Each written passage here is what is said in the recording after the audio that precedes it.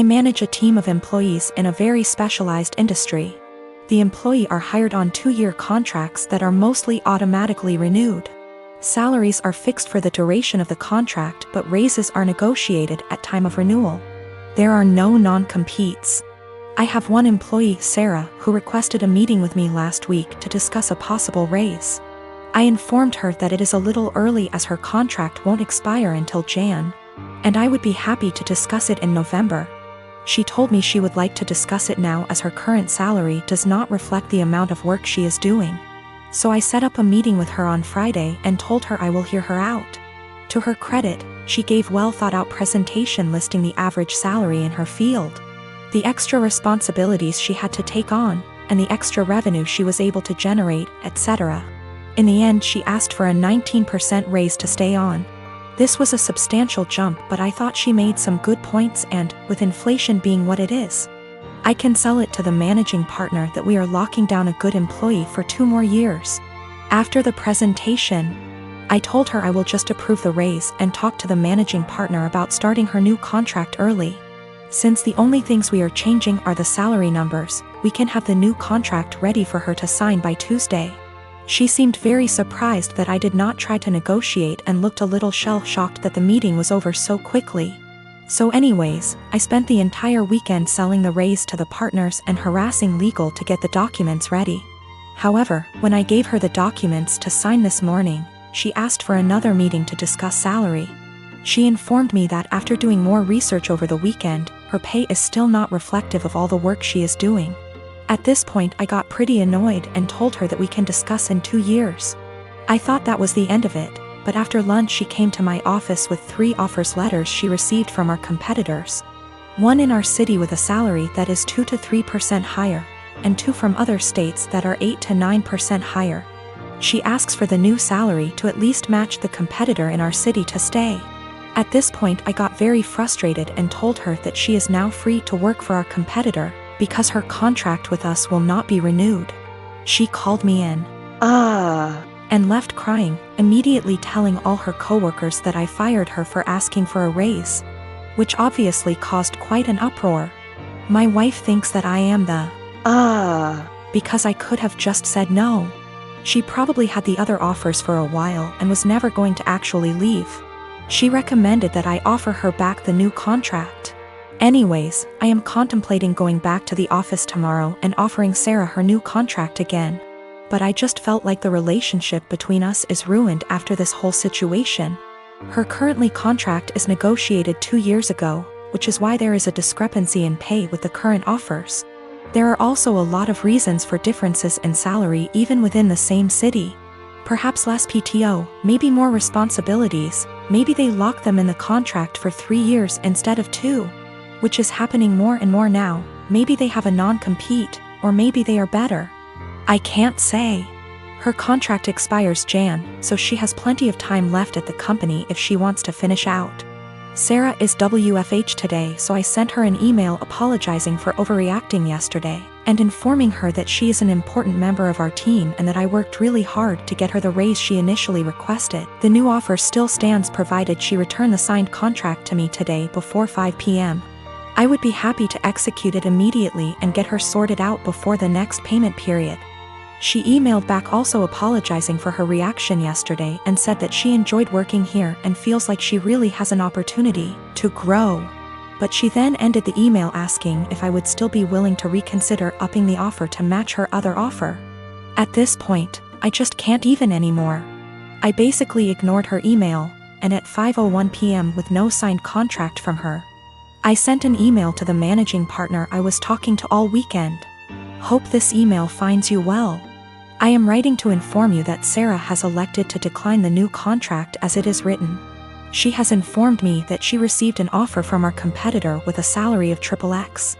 I have attached a scanned document of the offer letter with this email for your convenience. She has requested that we match that salary to retain her services as our current offer is insufficient. As of right now, her contract expires January 22nd. Please advise on the next steps. My husband and I come from the same background. The only difference is that his mother isn't of that ethnicity, so he wasn't raised in the culture like I was. When we started dating, I helped him reconnect with his roots. This eventually led to him reaching out to his estranged father's family and becoming close with them. I think my mother-in-law has sort of held that against me ever since. Throughout the course of our relationship, she has made multiple comments about how she doesn't like the amount of emphasis I put on my heritage.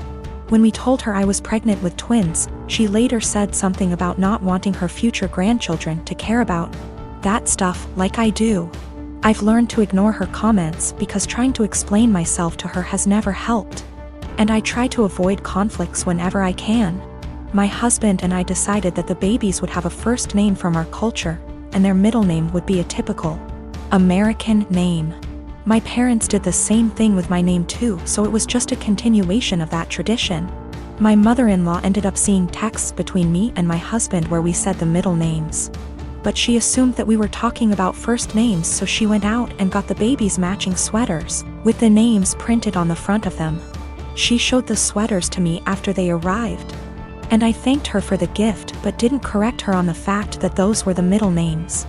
I was sort of peeved that she had snooped through text messages to try to find out the names before we told her anyway. So I didn't want to give her their first ones on top of that. Last night when she was over at our house, she told me how relieved she was that we had chosen normal names for her grandchildren, and not a ridiculously difficult to pronounce name like mine. My husband asked what she was talking about. She repeated herself and he told her that actually, the babies did have names just like mine and he expected her to learn to say them. She brought up the text messages and the sweaters she bought, and then my husband explained our plan for their names. She got really pissed at me after that. Said I let her look like a fool for accepting the sweaters instead of telling her the actual names, which we still haven't shared with her, and that she'd be calling them by their middle names since that's what she knows them as now. My husband ended up asking her to leave. And after she was gone he said he wasn't upset at me or anything, but that he thinks I should have just told her she had the wrong info, instead of lying. My brother is a very hardworking man, and at 27 he is now very wealthy and doing well for himself. He's been with this girl for 6 months, and throughout the time we have gotten close because we both like hair, makeup, and shopping. I never knew there was anything wrong with their relationship except when she texted me last week saying she would love to hang out, but thinks it'll be inappropriate because her and my brother broke up. I asked her why and she said she was sick and tired of auditioning to prove she was with him for the right reasons.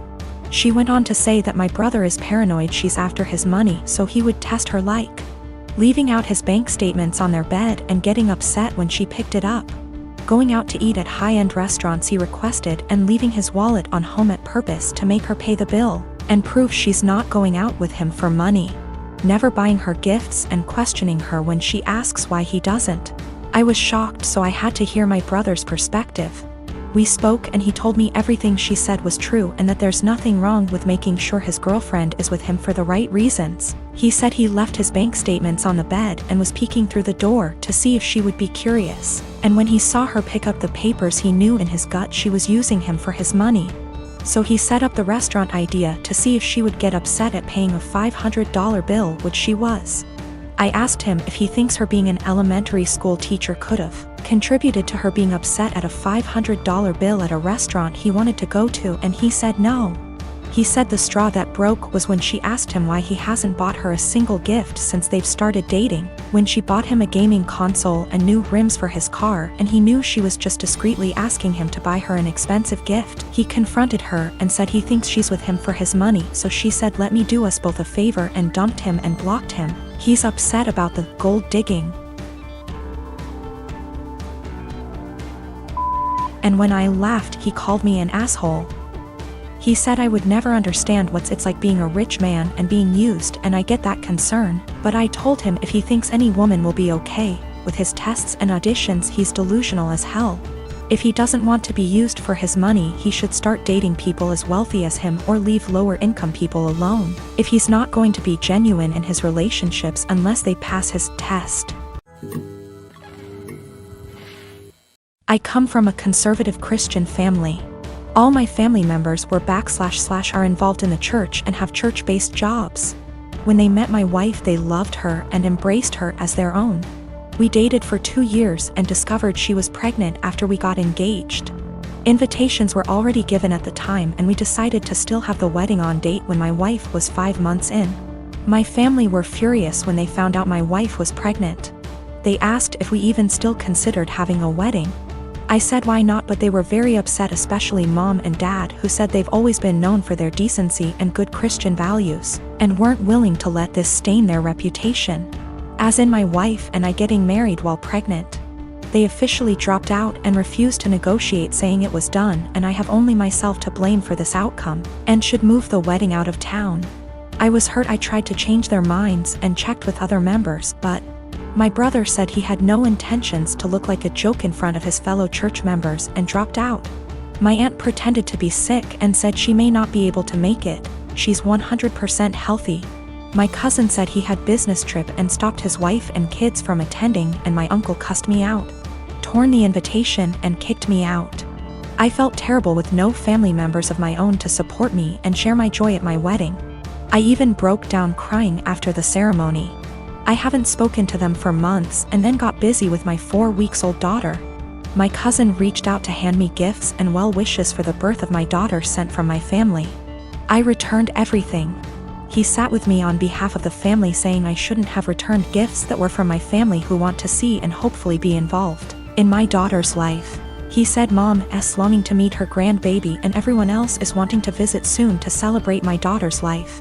I asked him this question. I said, wasn't my daughter the reason why the entire lot of them abandoned my wedding? He just stared grudgingly as I went on about how they treated my daughter as something to be ashamed of and hide. My daughter at some point will ask about the wedding, and I have no intentions on lying to her. He replied saying he guaranteed I got it all wrong, and no matter what goes down between us, I can never deny that my daughter is their granddaughter, //niece / etc., and they're her family. He asked that I arrange for them to visit, but I refused. He kept pressing the idea, but I shut him down. My wife says I should let them come, but I still refused.